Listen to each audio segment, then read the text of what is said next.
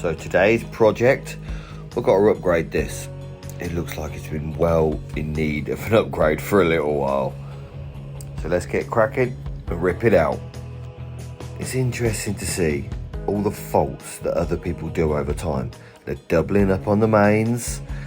No, you can't do that, mate. It looks rubbish, but it worked. So first things first, get down to the basement and knock it off.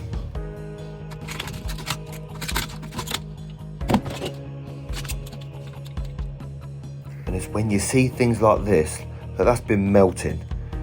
More than likely save these guys' life, because that could have caused a fire in the long run. You see that has overheated, and it's also been arcing.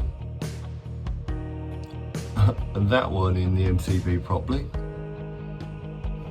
So we've got it all ripped out, we're starting from fresh. It's beginning to look a lot better already. There we go. All in, all on. Hang on. All on. Not only does it look 10 times better, but after what I found from ripping the other one off, that guy's 10 times safer in this flat now.